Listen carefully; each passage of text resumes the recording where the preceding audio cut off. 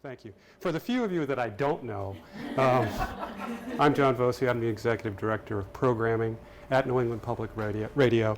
I was also executive producer for this project, Words in Transit, which originally began as a digital online project and radio project, and has now been published by the University of Massachusetts Press.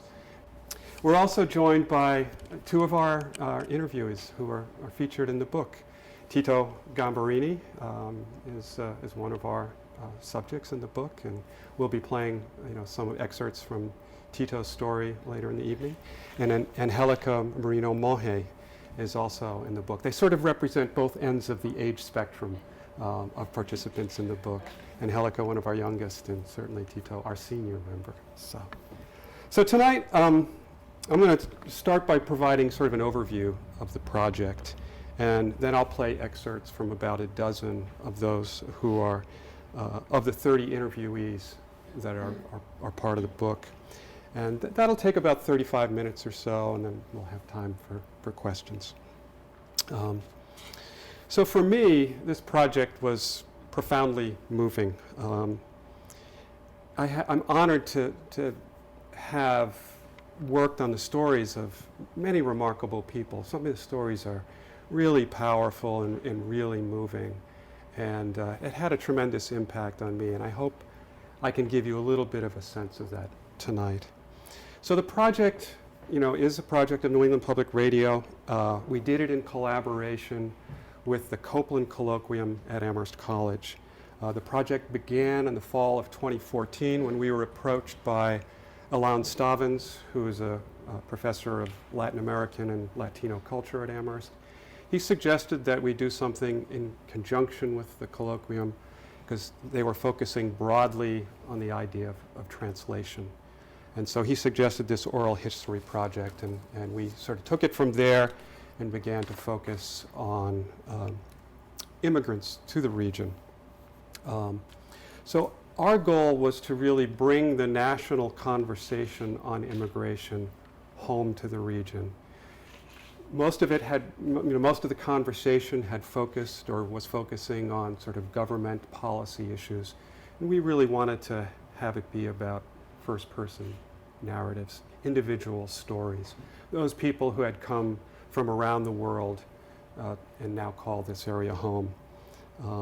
And little did we know 2 years ago, when immigration was a serious topic that's in the news, that it was only going to become a higher profile topic and become an election issue. So we set out to collect interviews from throughout our listening area, and Tema Silk was our project manager, and it was her job to find people to interview, and she conducted many of the interviews. Kathleen O'Keefe was our producer. She was our audio engineer. She recorded many of the interviews and then had the job of taking what was a 20 or 30 minute recording and editing it down to a 5 or 10 minute story. And I was the executive producer. So I would, after Tema and Kathleen did their job, I would then begin to listen to the story. Did it make sense? Did it flow well? Did it really tell a compelling story? So I had sort of the final edit over the project. I often joke that I listened to these stories or I read these transcripts dozens and dozens of times, and I often said that I developed this intimate relationship with these people, oftentimes and I had never met them. So Tema and a team of interns worked with a number of social service agencies in the area that deal with immigrants. They found immigrants at community organizations, churches, synagogues, restaurants, wherever we could make a connection with somebody who could lead us to somebody who had a story to tell. We sort of explored that avenue. And for many of the people we interviewed, they had never told their story before outside of their family. So this was a significant experience for them, and oftentimes a very emotional one. So, and for many, this was the first time they were ever in a recording studio, sitting behind a microphone and telling their story. So Tema, sort of sensitively drew out the interviewees' stories, about where they came from, why they came, what was it like to come here, what was that experience like, what did they encounter as new people to the area. The project was originally designed as an online digital project, as I said, as well as having a radio piece. And then Beth Reynolds, who was a photographer based in Greenfield at the time, did some beautiful portraits as part of the project, and I'll show you some of those tonight. So the project originally contained 30 interviews from 29 different countries, and most of which are included in the book. And these were people from across the globe, from Europe, from Africa, from Asia, from Latin America. It really spanned, really all over. And there are a number of themes that run through the book, and themes that really resonate with the history of immigration in our country. And that's what I'm going to sort of talk about tonight. I'm going to play excerpts that sort of outline what some of those themes were and talk about those themes. So the first question we asked was always, why people came. A small number came to go to school, fully intending to return to their homes, but oftentimes something came up and they didn't go back home. The majority came for a better life. Sometimes it was to escape poverty, to find employment, to improve their lot. And others just came to survive. They were escaping violence in their country, and they were really fleeing from that. So Heap Sin was an adolescent when his family escaped from Cambodia. They lived in a squalid Thai refugee camp for 10 years before they were granted visas to come to the United States. We have memories, but we able to suppress those atrocities and continue with our life. Most people who left their country have different reasons, but we basically we didn't have an option. We either leave or we possibly die from either starvation or killing. So my parents decided to leave the country so that we as the children have a chance at surviving from atrocity. So one of our guests tonight, Angelica, she was one of 3 people that we interviewed that came here as an undocumented immigrant. And oftentimes we heard stories about their journeys here being challenging. We left because of the gangs in El Salvador. Also because my mom is a single mother. She couldn't raise 3 kids on her own. She had 2 businesses in El Salvador, but it wasn't enough to raise us. So she decided to come here. Her sister let her borrow the money. The day we left, the whole family got together. My grandmother was there, my aunt was there, my cousins, pretty much, the close family members were there. And my mom just decided to bring my older brother and I and leave my little brother behind, because at the time he was 4 years old, so he was too young to travel. I was 10, my brother was 11. My mom couldn't tell my little brother that we were coming here. She told him that he was gonna go on vacation with my grandmother for a few days, for a few weeks. And I didn't see him for 9 years after that. We had an arrangement with a coyote, which is a person that brings you here, like a smuggler. And my mom had to pay a lot of money for that. And we know it was risky, of course. We know we could die on the way here. We were gonna cross the desert, my mom, my brother, and I alone. Because once you reach the Mexico and the US border, the person that brings you just leaves you on the other side. He stays in Mexico, and then you have to figure out your way here from there. We walked for hours. We got here, and then we tried to check into a hotel, but they told us that we couldn't because we didn't have any papers. So we had to go back and get caught by immigration. And when we were going back, it was really dark. It was really cold, and you can hear animals. So of course, my brother and I were just crying, and my mom didn't know what to do. And then when we were just sitting, there was an immigration truck and they found us. So they took us in and they processed us. And one of the immigration officers told my mom that she was stupid for risking our lives, to bring us here. My mom couldn't stop crying. We were separated from her, but we can still hear everything that they were telling her. And they asked us questions like, is she really your mom? Why are you here? Why are you with her? Those are questions that when you're 10 or 11, they're shocking. And when someone tells you that maybe she's not really your mom, how can they do that to you? And they kept us in a room for a few hours, in a really cold room, and then they let us go. Bhuwan Gautam came from the Bhutan. He escaped the ethnic cleansing of Nepali-speaking Hindus in Bhutan. So here he talks about the journey and explains what life was like in the refugee camps. I came from Bhutan to Nepal. In 1992, I became refugee along with my parents for 16 years. In 1989, the royal government of Bhutan adopted ethnic cleansing policy.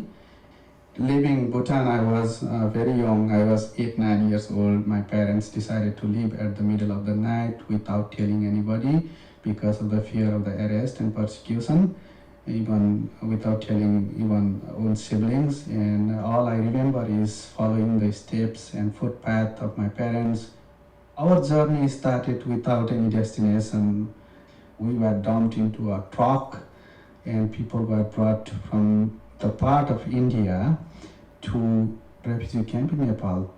It is very hard living in the camp. Huts are just like when you take camping in this country, what else do you have? You have something to eat and a small camp in a plastic hut. So refugee camps are just like that. There is no enough drinking water, there is no food supply, no nutrition.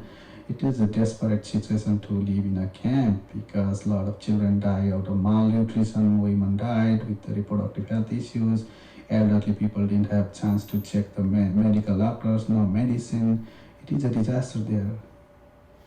So currently, Bhuwan is working in Springfield. He works with immigrants, and he continues to kind of support other refugees from Bhutan. So this idea of coming here, for a better life is perhaps the foundation of our country in general. I mean, it's a theme that runs throughout the history of immigration. It's my grandparents' story, and I'm sure many of you have, similar stories, whether, you're a recent arrival or your relatives came recently or in the 20th century or even before that. A number of people in the book came, as I said, to study, fully intending to return home, but for one reason or another stayed. So our other guest tonight, Tito Gambarini, came here by accident, as he says, to study thoracic surgery, fully intending to return to his native Argentina. He had a medical practice in the Hartford area, now lives in East Hampton. Tito was my neighbor when I lived in Eastworks. And it was the one story that I did the interview for. And anyone who knows Tito, may know this story. When I came to this country by accident, I was planning to go to France and get training in cardiovascular surgery, and that was in 1957. But the contract that I get in Paris, I had to wait about 1 year and a half, almost 2 years. One friend who was a cardiologist in Providence, he said, why don't wait that year and a half in United States? And I believe that in the beginning was a crazy idea, but he said, you're alone. But I say, well, I am practicing with my brother, which is pediatric surgeon. But then I have a second thought. I say, why no? I am alone. So I called the cardiologist that was in Providence, and he said, sure, come here and stay here for 6 months, 8 months, and I will talk with Leland Jones, which is a thoracic surgeon, so you can assist him. And I did. So I arrived to Providence in 1958, and I helped him, and we became some sort of friend. And he said the rest of those year and a half that you had to wait, why don't go to the Philadelphia? We will talk with Dr. Thomas O'Neill, which is the chief of surgery in thoracic surgery in Tempe University Episcopal Hospital, Rush Hospital. And I did it. So I came to Philadelphia, and one night I was covered in the emergency room. The nurse called me, it was 9 o'clock at night, and said, there is a lady with a foreign body in the eye. And she is from Argentina. So I ran downstairs, I removed the foreign body, and I fall in love. We'll hear more from Tito and Helic in a little bit. So how many of you have ever moved to a place that you didn't know anybody and it was totally foreign? So a fair number. So imagine coming here, not knowing the language, needing to find a job, a place to live. Maybe you've been aided by a social service agency. I mean, that was a story that was so common to many of the people that we interviewed. Here's Heap again, just talking about that disorientation that he felt. When we arrived here in 1988, we were so shocked. We totally lost. We don't know, to go places, even market, supermarket to buy food or find a job or anything. But our sponsor, they were really helpful. It took very long time, about 4 years before I really feel comfortable to go anywhere, to really say I can survive in this country. So Fuad Aboud was an interpreter and English teacher in Iraq. ISIS began to attack people who taught English because it was the infidels' language. So he feared for his life. He was working with contractors that were working with the American government. So here he describes his first day of arriving in the United States. It was just like a shock to come to America from Iraq. But next day, I woke up in the morning and found myself in America in some place in an apartment with some people from Somalia. I jumped from my bed to the street.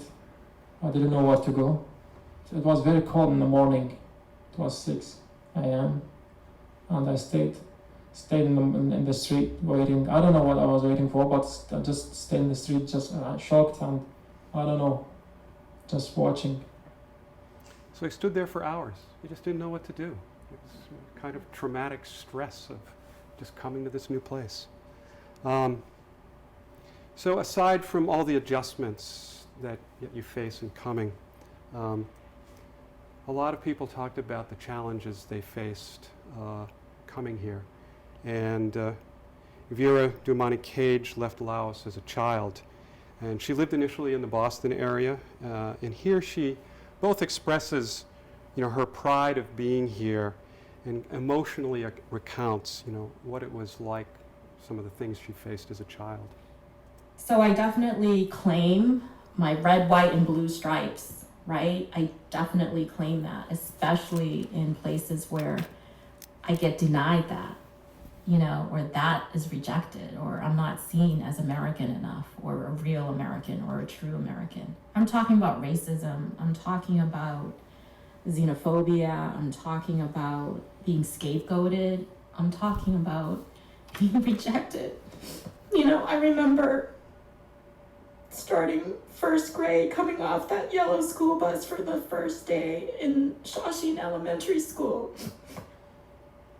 And this kid who's from an older grade comes walking up to me and calls me chink in my ear. And I didn't know what that was or what that word was. And he did it again the following day, and I knew to avoid him by then because it didn't make me feel good. And he was doing it in such a sort of hostile way, and you can sense that as a young child. So, and that was a white boy, and then when I started the rest of my fourth grade in Dorchester at the William E. Russell, you know, a black kid did that to me, you know? And it was like, you know, stunning, you know, it gives you pause, right? And that was the environment that I grew up in, you know, and sometimes it was about just being safe. Sometimes it was avoiding injury and harm, verbal or physical.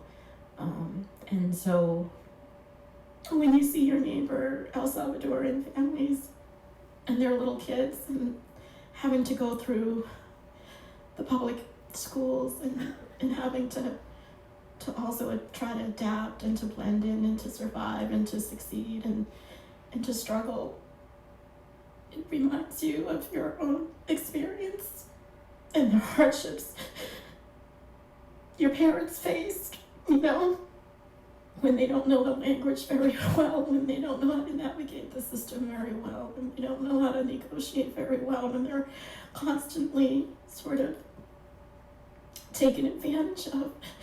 And so to see the economic struggle, to see the struggle in school, it inspires me to sort of use what I know and my own experience for education, for awareness. So that's how I'm dealing with my past. So today, Vera is running for re-election as school committee in Amherst. Hindemari came to the University of Massachusetts on a Fulbright scholarship in 1986. She realized that she couldn't safely return to her native Palestine after the first Intifada. And here she talks about not being viewed as a minority, but not being white enough. Even in an educated setting like this one, I have been asked, how come my husband allows me to work? Or people assume that by the virtue of being Muslims, he must be physically abusive to me. And as if that's the given, as if that's everyone's experience. Every single time I open my mouth in a store or someone hears an accent, immediately, where are you from? Sometimes they try to ask it in a like, oh, do I hear an accent and that's a code to me that you don't belong here. Where do you belong? So with the citizenship, with my involvement in town, with my involvement in so many things, I am often reminded that you're an outsider and you're the other. And being Palestinian means I don't belong to any of the most non-ethnic groups in this country. When they talk about diversity, diversity means people of African American descent, Asian American, Native American, and Latino. Nobody would consider Arab American or Palestinian as part of the diversity. I'm often reminded I'm not a person of color enough. According to the State Department, they force me to check the box white, but I'm not, and I'm not treated as white, and they never will. It's the passage that has stuck with me the most through all these interviews. As somebody who's sort of curious about where people come from and what their experience has been like, I've been sort of haunted by Hind's comments there, her perspective on race and particularly her perspective on being Muslim, particularly at this time. So again, here's Angelica, and talking about the challenges of being undocumented. So I was going to school, going home, and I worked. That was when the problem started because I knew I wasn't legal. I knew I couldn't work like everyone else. So I kind of started getting angry because even though I was treated normal as a kid, I wasn't while I was getting into my adult years. Couldn't do what everyone else could do. I couldn't get a driver's license at 16. I couldn't vote. I couldn't get a job, or at least a good job. So that's when my mom, explained to us that we were not like everyone else, that we were illegal, and the only way I could work was through getting fake papers. And I got them, and I worked as a dishwasher for a while. I worked about 45 hours a week, and that's when my mom left. I thought I had the support to go to college. at least I wouldn't have to pay for rent. So I knew that I was only working towards going to college, towards paying my tuition. But my mom decided to leave because she couldn't do it anymore. Not here. At 18, you know, you're only a kid. I had to find out how to do everything for my own. And once Obama approved the DACA Act, I went back to school. And I was an in-state tuition student, and I can get a driver's license, but I cannot vote, and I cannot get loans, and that's in only 18 states. Not all states have approved it. Other states, you can only work. So Massachusetts was one of the states that did approve it, which I'm thankful for. I don't feel like I'm an outsider anymore, but I am. And it's, you know, and people just see me as someone else, but they don't know my story. They don't know who I am. They suppose that I am just like them because I carry conversations like them, and I go to school every day, and I'm like them, but I'm not. So I think I feel American. I feel like I am from here, just without the documents to prove it. Angelica is a strong young woman, and she is one of the organizers of the Out of the Shadows March that's happened in Amherst past couple years for other dreamers like herself, along with sort of the next person we'll hear from. Angelica, in her story, touches upon education and the value of education, and that's a theme, as I said, that runs throughout many of the interviews. Brian Torres, who's also one of the organizers of Out of the Shadows March, is also from El Salvador, and as a teenager, he crossed the Mexican border to reunite with his family. And here he talks about his struggles and the importance of education. It wasn't until senior year of high school that I saw like everybody was so excited about going off to college, going to these like so prestigious universities, and I was like, I wish I could do that, and I wish I could go to college. I started doing research, and I was like, actually, if I go to like a community college and there maybe I can transfer to a 4-year school, that would actually give me financial aid even if I'm undocumented. And that's where I like took all my money savings, and right after high school I signed up for class at Holy Community College. Even though I had to pay out-of-state tuition, like I was working 2 jobs, going to school full-time, and paying for my own education, and that was really challenging. Like sometimes you don't have time to focus on your homework and focus on your work. And also because I was undocumented, I couldn't drive. So getting from Florence to Holy Community College was always one of the biggest struggle. Like sometimes I had to walk 2 miles to get to the bus stop, because that was the closest bus stop, then take 2 buses. That would take 2 hours. Because I was paying for my own education, that's where I started caring more about getting good grades, trying really hard, working really hard. Brian is currently a student at Amherst College. So it was Brian's story and Angelica's story that inspired us to use the proceeds from the sale of the book, as well as some money that Holyoke Community College can raise around this project, to create the Words in Transit Immigrant Scholarship for students like Angelica and like Brian, who don't have access to financial aid from other sources. So your purchase of the book, if you decide to do that, will support that scholarship. Gratitude is also a theme that kind of runs throughout many of the stories. Many of the interviewees were very patriotic in their love for this country, grateful for the opportunity that this country has provided. And they also commented oftentimes on what we take for granted. So Woodland Yoakum came to the U.S. after living in the camps following the Haitian earthquake in 2010. However, when I came here, I was blessed. I mean, I went from going to school on foot, walking 2 miles, even more, every day back and forth to go to school, to having like free buses to actually take me there, from not having electricity for like a week or even like a year, from like having electricity 24/7, from not having clean water to having clean water, actual clean water, stuff that people actually take for granted. And one thing that I actually saw that is that teachers here, they're like your second parent. They care about you, but in Haiti, they don't really. All they care about is like making the money, and that's it.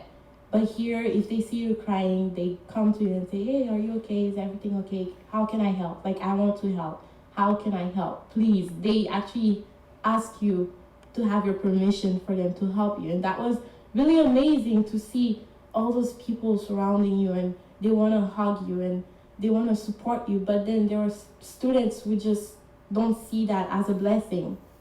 That's why unless you don't have something, you don't really see the importance of it.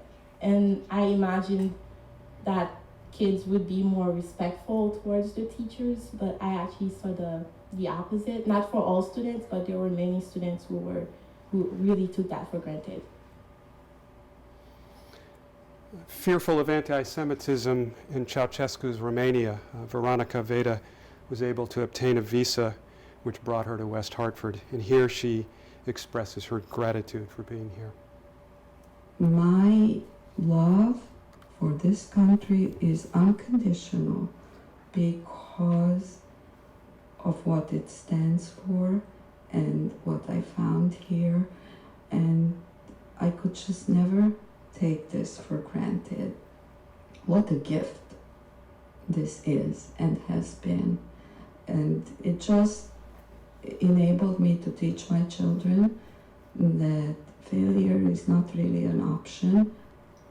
I constantly kept pinching myself that I am here, that we are here, that I feel the luckiest person on earth to be able to live here.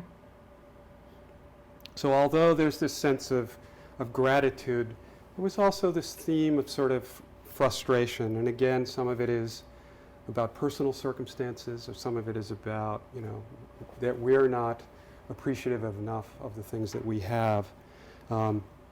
Here's Hind talking again about being a third culture kid. I've been living in this country for 29 years. The first year was in Sunderland and the last 28 in Amherst. And so, of course, more than half of my life I've been in this town. On a certain level, of course, it feels home. We got married just 6 weeks before we came to this country, so all my married life has been in this country. At the same time, I feel like a nomad. I know there is an expression called third culture kid, which is someone who normally grows up in a culture different than their parents. But I know what I fit is what's called the adult third culture kid. Someone who has been away from their country for a very long time and feels can never fit in to belong here 100% and can never belong back 100%. George Annan Kingsley escaped political oppression on the Ivory Coast. He fled to Ghana. While he was in hiding there, he began to suffer kidney failure. He was granted medical asylum to come to the United States, where he continues to wait for a transplant. George was prominent in his country as an artist and as a teacher. And he's been frustrated that his experience, his education, is not more valued here.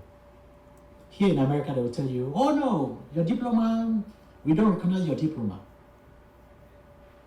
But in Africa, I was teaching artists. I was making them be artists. And some of them are running in the world, doing exhibition and everything. And when you come here, and they will tell you, no, we don't know because you didn't go to school in America, it's frustrating. It's frustrating.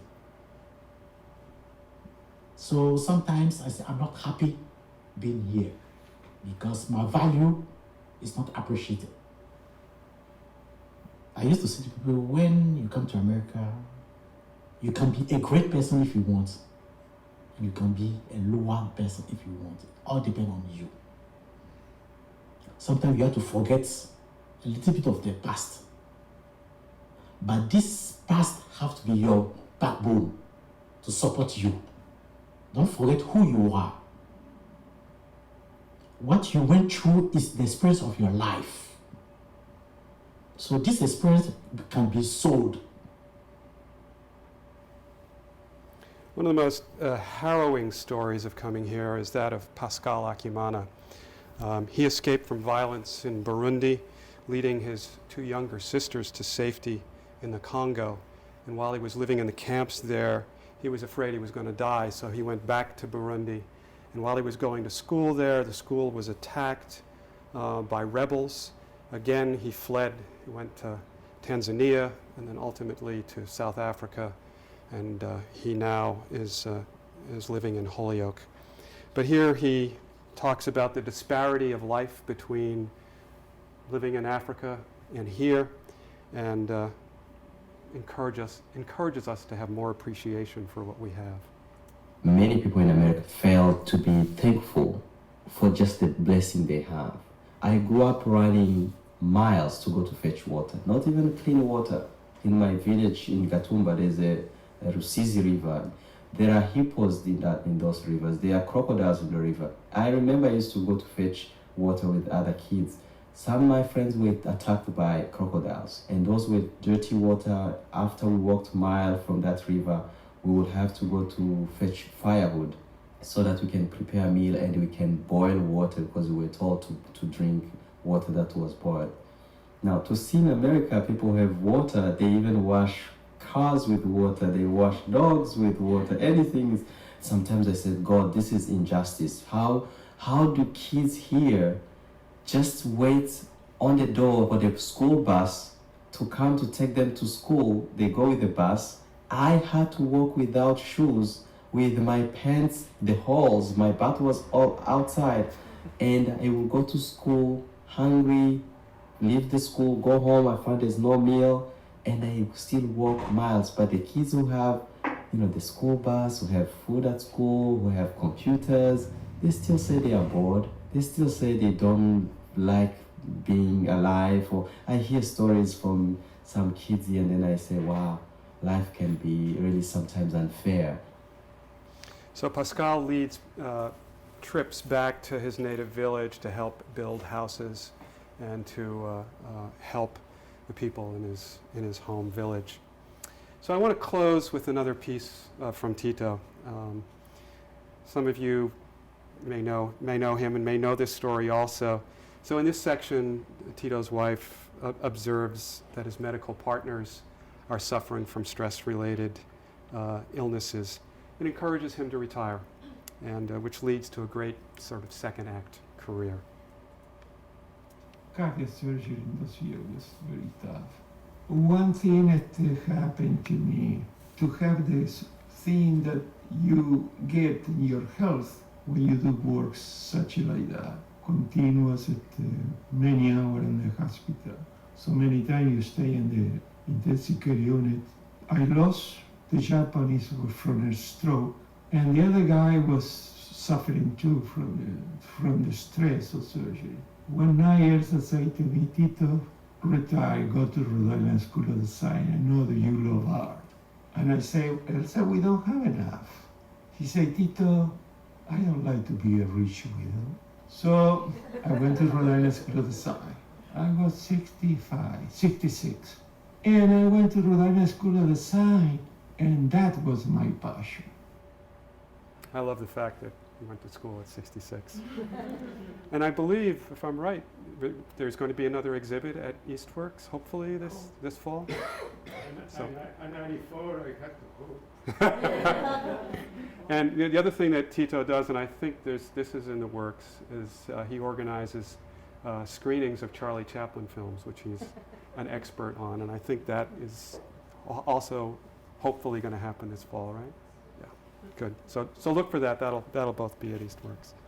So in closing, I as I said, I felt very honored to have worked on this project, to work with people who have told so many compelling stories. I'm amazed by the path that many of them took to this place called home. Makes me appreciate the journey that my grandparents made a century ago, which I don't know a lot about. I know a little bit. So many, our families have come from different places.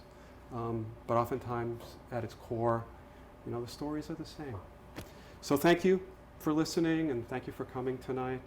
And we've got time for a few questions, so I'm happy to entertain questions. And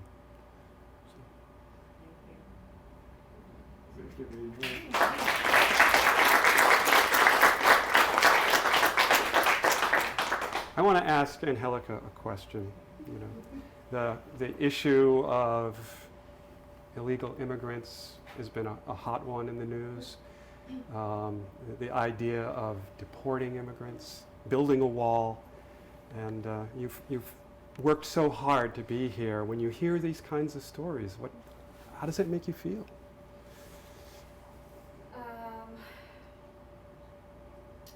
Still makes me feel like I felt when I first came. I was watching a debate last night, and Trump, of course, he made a statement saying that the illegals carry guns, right? And so I'm thinking, where's mine? Because I can't see it. And so things like that, sometimes they're funny, but they actually kind of still hurt. And so like I said, I'm grateful that I have DACA now, and that I am able to do everything that I'm doing now. But if someone like him becomes president, then what I have can be taken away in a second. So what do I do? After that. So there's really no answer from me.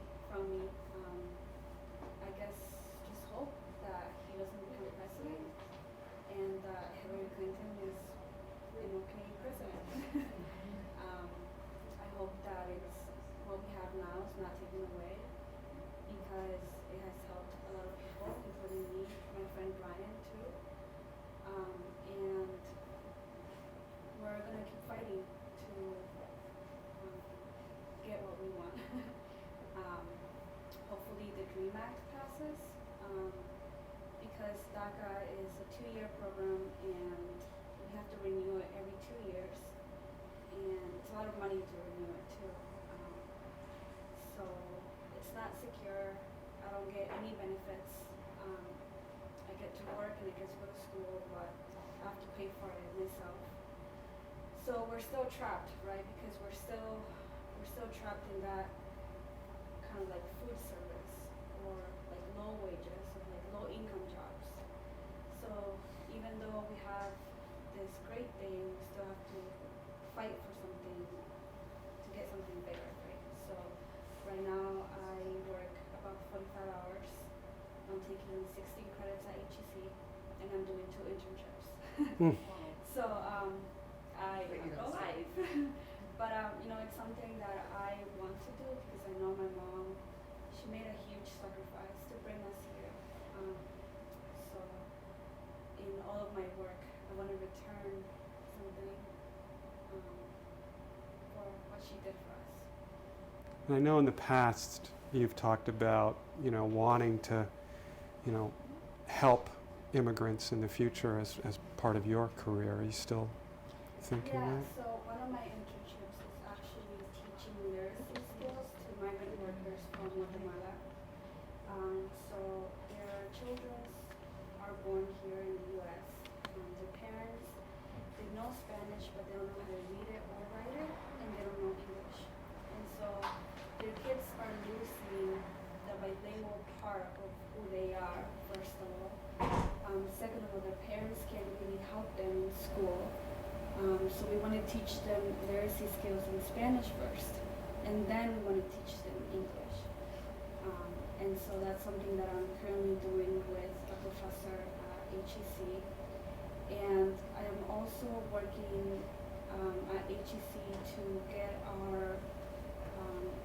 our system better, right? To say that HEC welcomes undocumented students, because a lot of the time students think that they cannot apply to HEC because they don't have a social security number, or because they can't fill out the FAFSA, or they won't be able to get any scholarships. So I'm working with people from admissions to try to get that part in there, when they're recruiting for students as well, so that undocumented students feel that they can apply for college and they can have a future too. Great. Questions for me or for any of our guests? I have a question for you. I'm interested in what happened to your mother and your little brother. So my mom moved to Maryland for a little bit because Maryland is a little bit more open to undocumented students and to undocumented people than Massachusetts is. So she was able to get a driver's license over there, and she was able to get a better job, which allowed her to raise money to bring my little brother here. So he has actually been here for about a year now. And your other brother? My older brother lives in Amherst. So, you'll have to forgive me, I don't know what Out of the Shadows is. I've heard of Out of the Darkness, but not Out of the Shadows. For undocumented students, so the march was Out of the Shadows March, and pretty much it means that we are hiding, right? Because people don't really know our story. It was kind of like a coming out type of thing. So in the shadows just means like, being there because the shadows are there, but you're not really a person kind of thing. Like you're not really known. You don't have a face. So that was kind of like the whole idea of that. So there was a march? Yes. It was in the spring?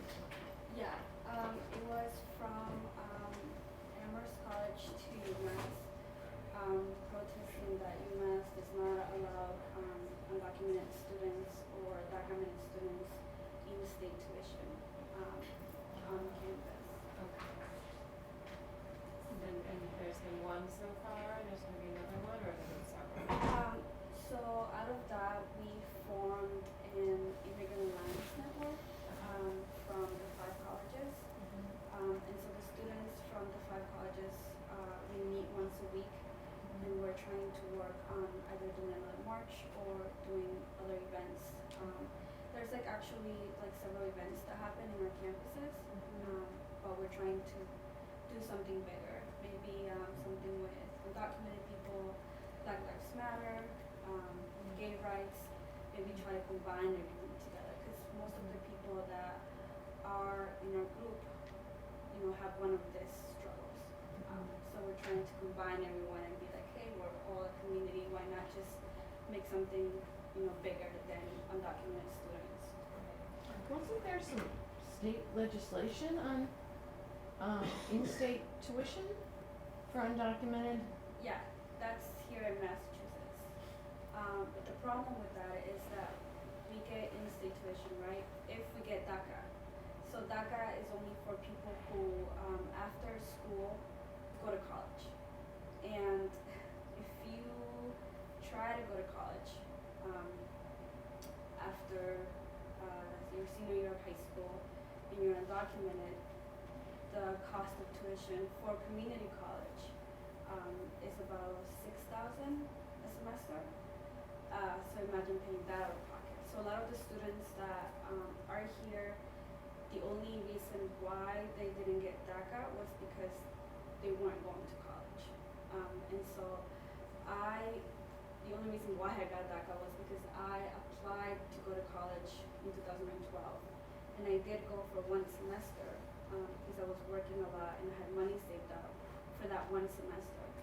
And then my mom moved to Maryland, and so I stopped going to HEC for a semester, to get myself fixed and everything. And then that's when DACA passed for me, and I was able to go back as an in-state tuition, which then was about $4,000 a semester. So you're saying that UMass does not? UMass does give in-state for DACA students only, but that's a first-year DACA student. Hampshire College does the same thing. Hampshire College does give in-state tuition for DACA students, but they have a scholarship for undocumented students. But that's only if you're a first-year college student, that they give you the full ride scholarship. If you're a transfer student, you get about 80% of the tuition, but not full tuition. So yeah, it depends. And so you can apply to be a DACA student and then get rejected? I can to UMass, I could apply, I could probably get in, but the problem with that is that even if I get in, I can't pay for it. Because how much is UMass, right? It's like Right. 30,000 Right. a year. So I could probably get in, maybe, but I wouldn't be able to go. One thing about DACA students is that they're not eligible for financial aid that you would receive through the FAFSA process. So it makes it really challenging for anybody who is in Angelica's position, who's trying to get an education. Even if they're getting in-state tuition, their ability to pay is limited because they have no access to financial aid. Therefore, that's one of the reasons we created, sort of trying to create this scholarship. Other questions? Tito, I have a question. I am thinking about that we have 3 countries that has immigration population very rich: Canada, Argentina, United States. And I came here in 1958. At that time I left Argentina. It was a brutal dictatorship. People disappeared and everything. And what I say about America, many Americans, they don't recognize what type of country they are, of freedom. I remember to be in a cafe in Buenos Aires. I went to jail twice against the dictatorship. Especially one of our professors was Dr. Hussein, who was a Jew, but he was a Nobel Prize. And I was one of the assistants of him. And the dictatorship eliminated him, and we went and we took the building, and we went to jail the first time for 1 month. So what I noted in America since 1958, that I came, as you say, by accident, and I was a little reserved about to stay here. But little by little, I started to know people in America. And I reached the conclusion that there is a lot of good people. However, I believe many immigrants love this country probably more than the Americans. Yeah. Because they have a history of dictatorship. When you are in Argentina, I remember in a cafe and talking against the government, and a waiter hear that, make a phone call, the police was a few minutes there. American doesn't have that experience. We have different politicians, different problems. But anybody can talk in a cafe against Obama, nobody put you in jail. Many Americans don't recognize the freedom that they have. It's a gifted country. That's why many immigrants love this country. We don't like any war. Thank you. That was the question I was going to ask you, was exactly what you said. I have a solution. If Americans want to pay, like the Mexicans, they don't want to pay the wall that created Mr. Trump. There is a solution. That Mr. Trump promised that he would pay the caves and the tunnels. Then the Mexicans would pay. Good. Anything else that anybody would like to ask? Again, thank you so much for coming. Elaine has books if you're interested. It's not amazing. Thank you.